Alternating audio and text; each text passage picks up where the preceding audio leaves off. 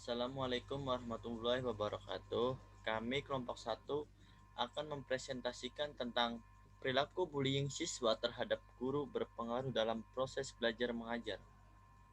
Dalam proses wawancara ini, kami ada beberapa narasumber, yaitu ada Bapak Agus Rosyid, ada Ibu Haji Ratmini Rohaini, ada Febri Prasetyo, dan ada Ibu Haji Kosia. Dan langsung saja kita ke panel 1 yang akan dibahas oleh Fitriani Trirahayu dan Ainuniza. Saya persilahkan. Rincian atau definisi permasalahan. Viral video di media sosial terhadap 5 orang siswa mengganggu guru di dalam kelas. Dalam video yang berdurasi 24 detik itu, seorang guru dikepung para siswa dan saling tendang hingga 11 batunya lepas. Namun pihak sekolah memberikan keterangan hal itu hanya bercanda. Pihak sekolah dan guru yang bersangkutan menyatakan bahwa terekam di video yang viral tersebut hanya guyonan, bukan kekerasan atau pengeroyokan. Namun pihak sekolah mengakui guyonan atau candaan sejumlah siswa terhadap gurunya merupakan tindakan atau perbuatan yang kelewatan batas kesopanan atau etika sosial. Pernyataan pertama, mengapa siswa melakukan tindak bullying terhadap guru? Anak yang nakal, salah pergaulan di lingkungan sekolah, dan siswa susah dibilangin. 2. Faktor yang mempengaruhi. Faktor pergaulan, faktor keluarga, faktor kekuasaan. 3. Siapakah yang harus bertanggung jawab? Guru BK, kepala sekolah, atau pihak sekolah?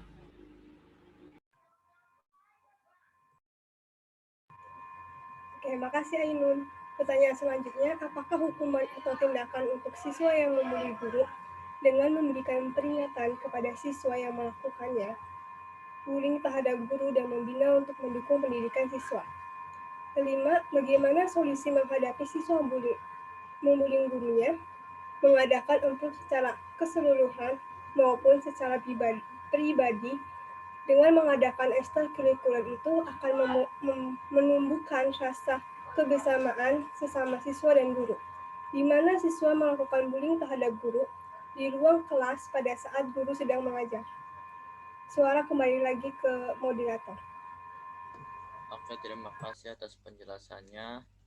Kita lanjut ke panel 2 yang akan dibahas oleh Ari Ramadayanti dan Dinda Agisna. Saya persilahkan. Ya, terima kasih moderator. Di sini saya akan membahas panel 2 yang bertentangan dengan kebijakan penguatan pendidikan penguatan karakter, atau yang disebut PPK. Di sini ada 100% setuju untuk kebijakan pendidikan penguatan karakter atau yang PPK. Ada 2 kebijakan, yaitu pertama yang tadi saya sebutkan, yang kedua itu kebijakan kegiatan ekstrakurikuler di sekolah. Suara saya kembalikan ke Dinda untuk membahas panel yang kedua. Baik, terima kasih. Selanjutnya, kedua, adanya kebijakan kegiatan ekstrakurikuler di sekolah. Dari jumlah partisipan yang berjumlah 30 orang, sebanyak 4,3% diantaranya tidak menyetujui dengan adanya kegiatan ekskul tersebut dengan alasan, 1, ekskul dapat mengurangi waktu belajar siswa di rumah atau di sekolah. Kedua, ekskul juga sangat menguras stamina siswa karena waktu istirahat mereka digunakan untuk ekskul. Yang ketiga, ekskul sangat mengganggu kegiatan belajar karena siswa jarang masuk yang disebabkan siswa mengikuti event-event perlombaan. Dan sebanyak 95,7% menyetujui dengan adanya kegiatan ekskul tersebut, dengan beberapa alasan diantaranya, 1, ekskul memberikan wawasan akademik maupun non-akademik. Yang kedua, dengan adanya kegiatan ekskul dapat menyalurkan bakat dan minat serta potensi siswa yang dimiliki. Ketiga, siswa yang aktif dalam kegiatan ekstrakurikuler akan terampil dalam organisasi, mengelola, dapat memecahkan masalah sesuai karakteristik yang digeluti. Yang keempat, dapat menunjang prestasi belajar siswa. Suara saya kembalikan ke moderator. Oke, terima kasih atas penjelasannya. Kita lanjut ke panel 3, yaitu di sini yang akan dibahas oleh Ratna Wulandari dan saya sendiri Yusuf Setiawan. Pada panel ini ada kebijakan alternatif yang diusulkan oleh sekolah, yaitu ada dua macam. Yang pertama ada kebijakan tentang pendidikan penguatan karakter atau tadi disebut dengan PPK. PPK itu adalah perbuatan, cara berpikir, bersikap, dan bertindak menjadi lebih baik, dan nilai-nilai utama PPK adalah seperti religius, nasionalis, mandiri, dan gotong royong. Terus yang kedua ada kebijakan mengadakan kegiatan ekstrakurikuler di sekolah. Oke Ratna, saya persilahkan untuk menjelaskan. Baik, terima kasih. Selanjutnya yaitu kegiatan ekstrakurikuler di sekolah. Adalah kegiatan pelajaran yang diselenggarakan di luar jam pelajaran biasa. Ekstrakurikuler ini sering dimaksudkan untuk mengembangkan kegiatan salah satu bidang pelajaran yang diminati oleh sekelompok siswa, misalnya olahraga, kesenian, dan berbagai keterampilan kepramukaan. Suara saya kembalikan kepada moderator. Oke, terus di sini ada kebijakan dari kelompok kami, yaitu ada kebijakan mengadakan home visit. Home visit atau kunjungan rumah adalah kegiatan memperoleh data, kemudahan, dan komitmen bagi terentaskannya masalah peserta didik melalui pertemuan dengan orang tua atau keluarganya, sehingga guru dan murid semakin dekat dan akrab, memberikan efek jerah kepada siswa ketika melakukan pelanggaran peraturan sekolah ataupun norma sekolah. Dan next kita akan lanjut ke panel 4 yang akan dibahas oleh Abidah Ardelia. Saya persilahkan.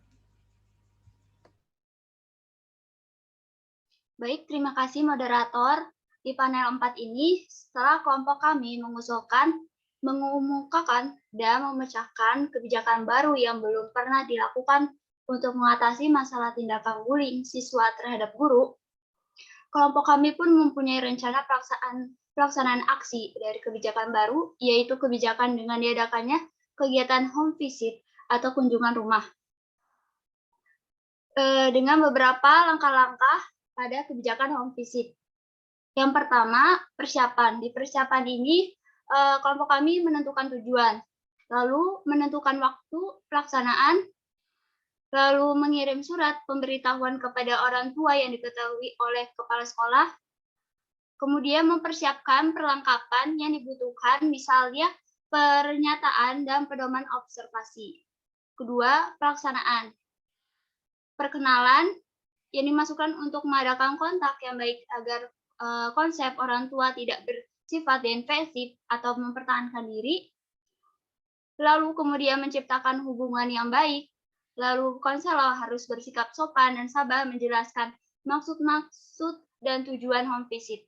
Dengan demikian diharapkan orang tua siswa akan bersikap terbuka.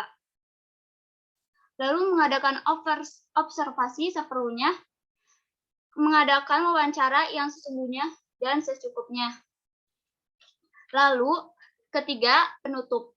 Di penutup ini mengakhiri home visit dan minta diri dan mengakhiri home visit pada waktu yang tepat dengan melihat kemungkinan terjadinya kebosanan dan mempertimbangkan waktu.